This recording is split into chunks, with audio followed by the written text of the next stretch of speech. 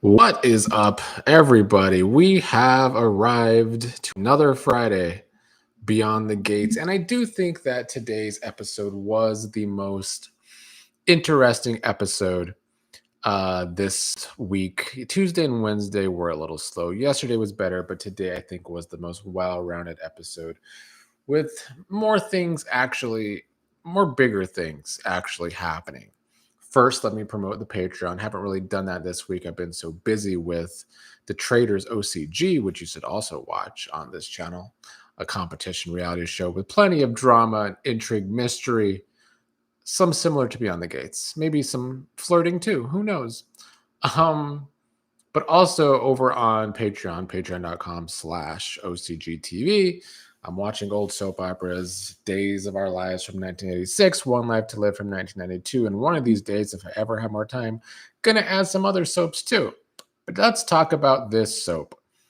Beyond the Gates today, the biggest intriguing thing to me was that the character of Sharon has finally arrived. And as I've been saying the past week and a half now, I'm gonna need the acting for this role to be on point, and it was. I don't know anything about Bonita Brisker, but right off the bat, I thought she embodied the role. I liked the character right off the bat. The acting was indeed on point, and I do think the look was also intriguing as well. I think, you know, she does have a hard wig, and her attire was giving Christmas in May. It's like this ugly red and green jacket combination that gives Christmas, but also somehow gives the circus at the same time. So they have Sharon kind of looking a mess. And I think we are supposed to think that Sharon is down on her luck, maybe on the poorer side, even though, this group, the Articulates, were big once upon a time.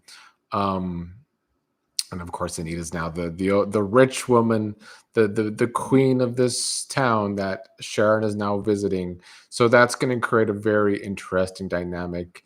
And I have been wanting a character to be able to go against Anita, and I think we're going to get it with Sharon, as I have been hoping.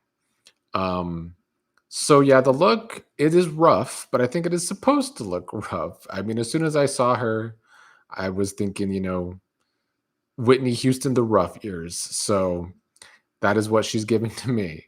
But the acting was great. I loved as soon as she ran into, visited Anita at the end of the episode at Anita's house, like Anita wanted her to.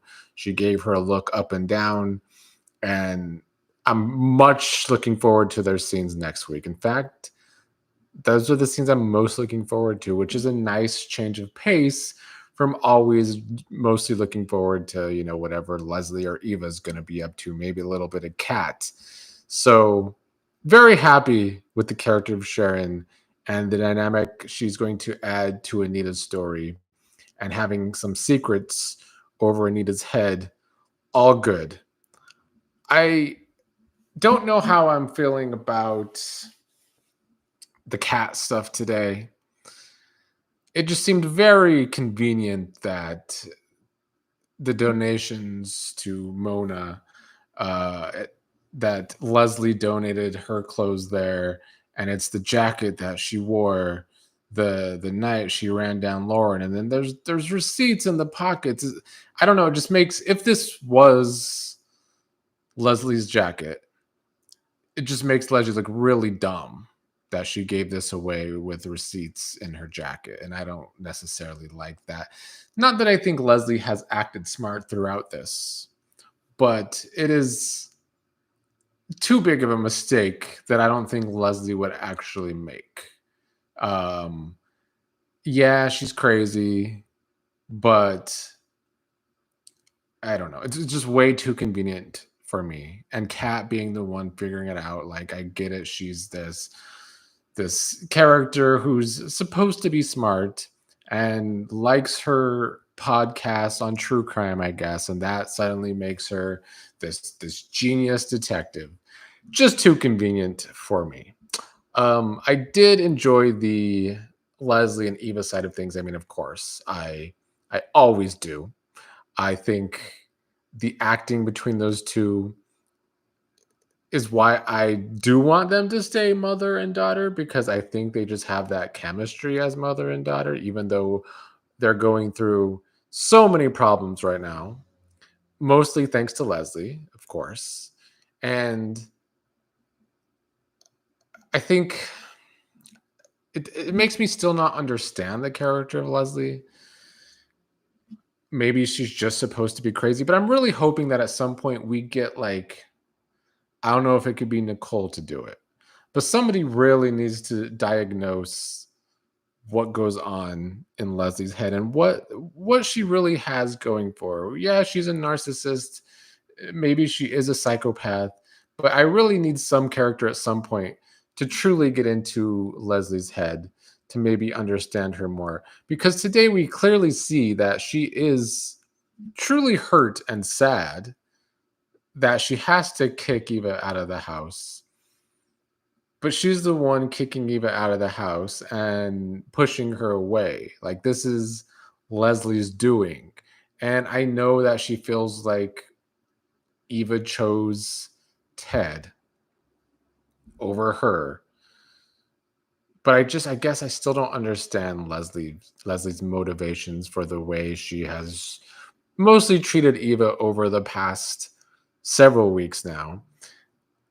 It does make me think that at some point it probably will come out that Eva is not her daughter. So maybe that's what it is.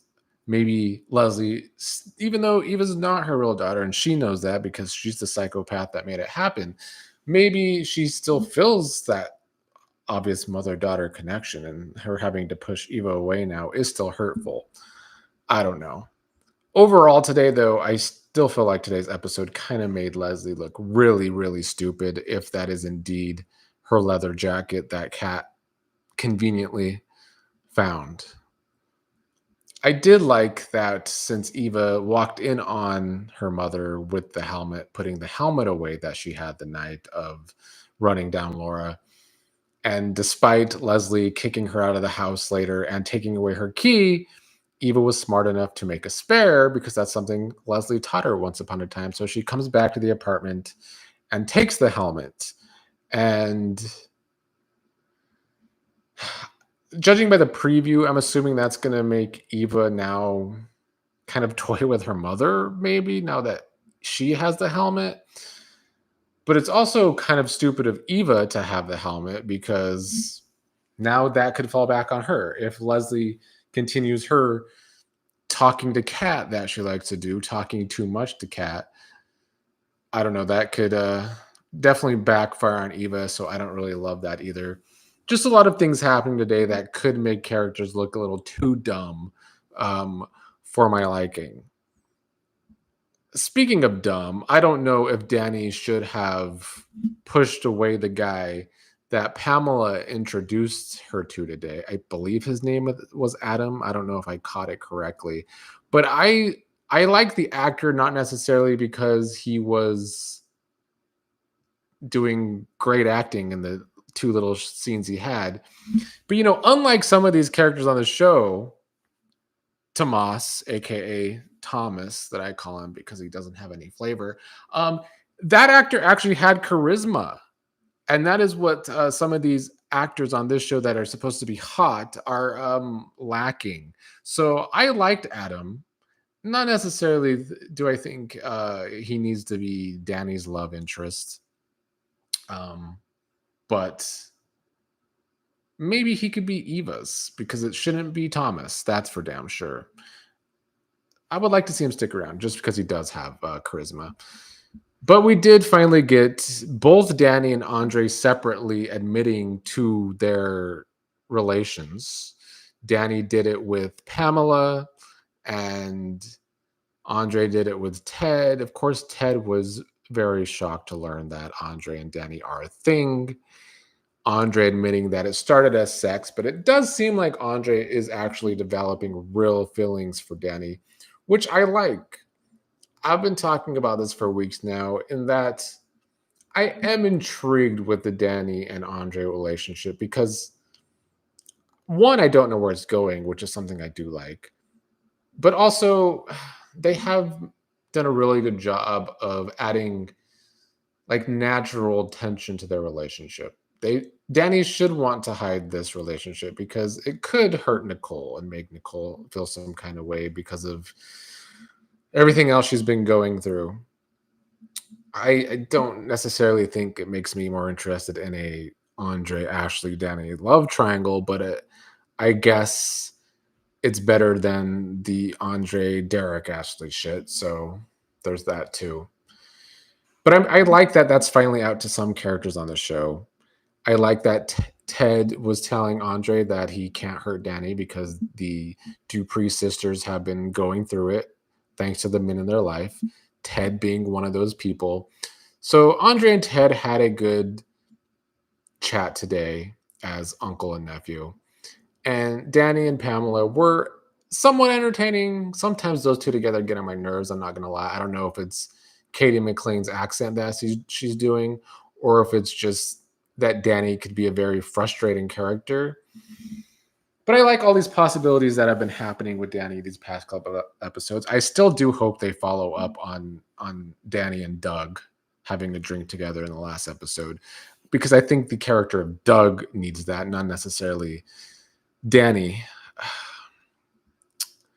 Anyway, I think that was most of today's show. I did see the news today that Robert Guza exited as co-head writer, which is fine by me. I don't think this is his kind of show anyway, so I don't think that hurts anything.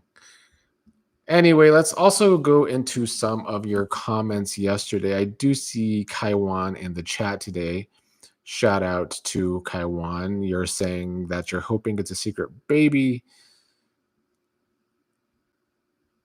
I don't know who you're talking about that has a secret baby, though.